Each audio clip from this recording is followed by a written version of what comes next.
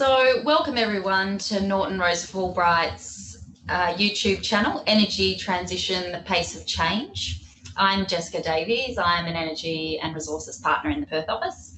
And today I have the pleasure of hosting Kristian Bradshaw, who is Senior Legal Counsel at Inpex Corporation. Welcome, Kristian. We can just get cracking into the questions. Perhaps if you could just introduce yourself and the Inpex business to us.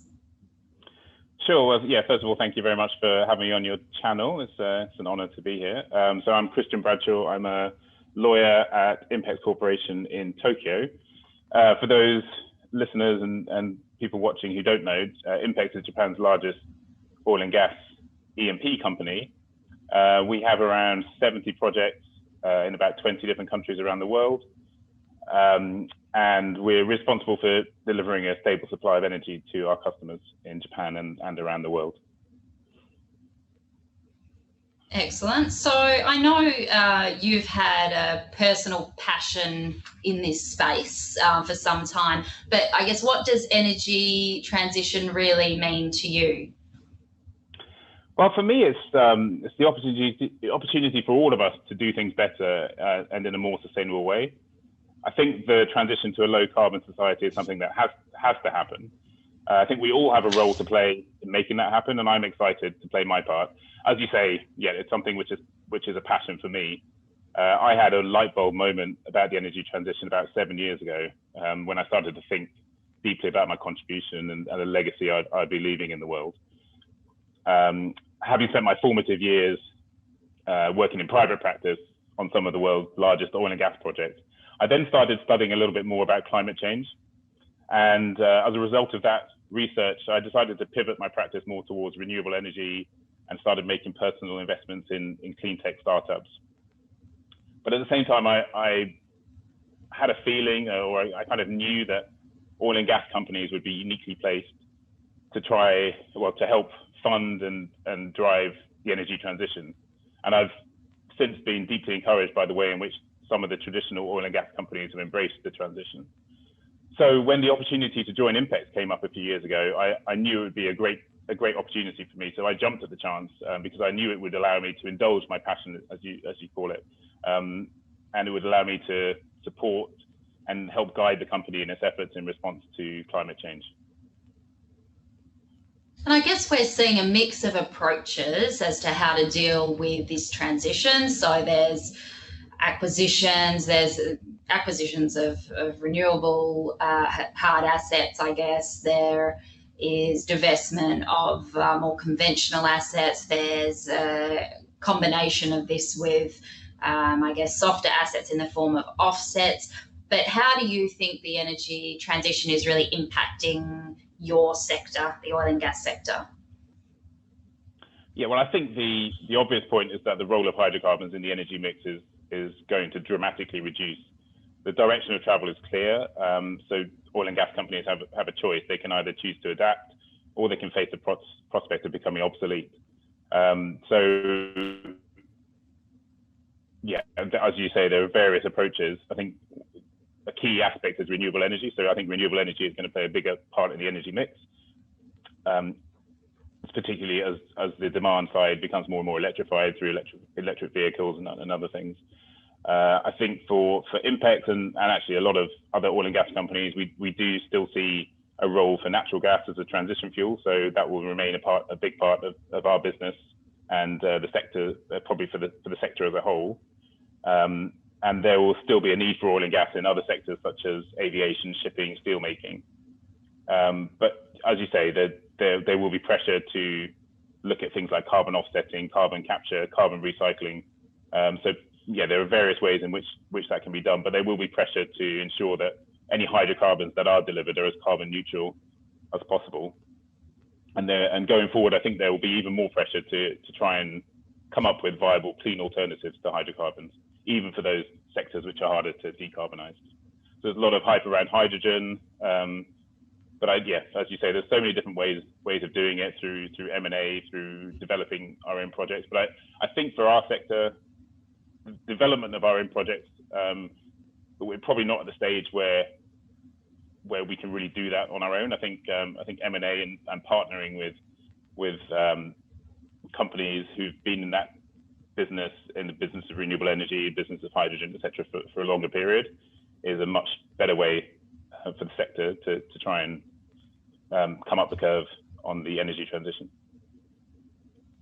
And I think that's a really relevant point. All the stakeholders, I guess, corporates, governments, different organisations operating in this space are at varying points on the spectrum in terms of their approach to energy transition and how fast they move toward it. So how is Inpex responding to this challenge?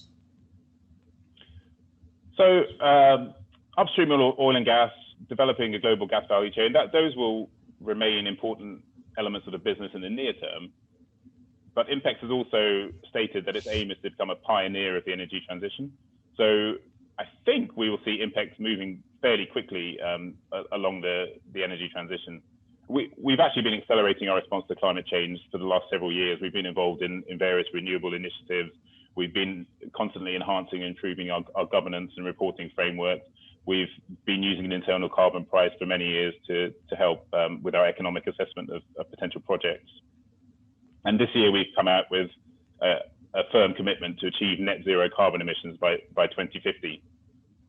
So the way that our strategy works is that we're trying to leverage as much as possible our existing technical and commercial skill set.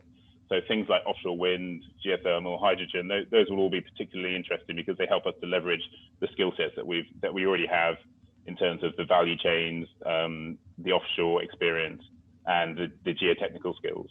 But we're also looking at obviously things like carbon offsetting. We're involved in lots of R&D efforts with things like carbon capture, carbon recycling.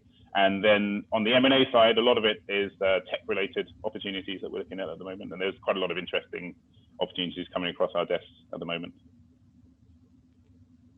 Excellent. So what do you think are the biggest opportunities and challenges in the next, say, 5 years? Well, obviously renewable power generation, that's something which we have to get more involved in. I think that's just non-negotiable. But apart from that, I think hydrogen is the most exciting opportunity, particularly for a company like Inpex, given the synergies between the hydrogen value chain and the LNG value chain, the customers that we have and the relationships we have. There's a lot of hype around it. You know, some people are saying it's not going to live up to its hype. It won't form as big a role in the future energy mix as people are saying. But from my perspective, we'd be crazy not to give it our best shot because I think it's a great opportunity.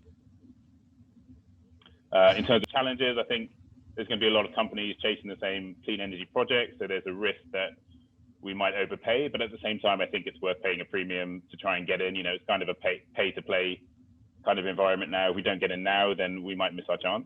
And I think we as a company and as a sector, we're probably going to have to get used to slightly lower rates of return from clean energy projects, at least initially, compared to the types of returns we were getting used to on the E&P side of things. There's going to be a certain amount of internal change management as well as we transition to being more of an integrated energy company. So there's going to be a lot of training that we need to do for our workforce, and I think there's going to be a fair amount of external hiring, trying to attract and retain external talent to try and plug the skills gaps. Because you know we have big ambitions as a company and as a sector, but I think the skills are not necessarily there at the moment. So we're going to have to try and plug that skills gap. And I think the final challenge for the sector as a whole and for our company is that we're going to have to keep on top of constantly changing government policy and market trends. So we're going to have to be able to adapt our strategy quickly if policy changes. For example, you know, the role of natural gas is something which people are just assuming at the moment. You know, everyone's saying, oh, it has a role as a transition fuel. We can't just rely completely on renewables at the moment. But at the same time, it could be that government policy changes to make that unviable going forward. You know, it's I was reading that there was a comment that came out from the EU Commission Vice President earlier this week saying natural gas has no viable future in Europe, and it's basically a bridge to nothing, bridge to nowhere. And we'd be much better focusing our attention on renewables and hydrogen rather than plugging our investments into new natural gas projects. So yeah, I think it's a space we need to keep watching, and we need to keep on top of what happens in terms of government policy. Yeah, I think that's right. Government policy and approach has a huge role to play, and whether winners will be picked in terms of government regulation. No, I think you're absolutely right. Well, thank you very much, Kristian. That was really interesting to hear your take on energy transition, and good to know you're very passionate in the space. And thank you everyone for listening. And don't miss the next one. Thank you.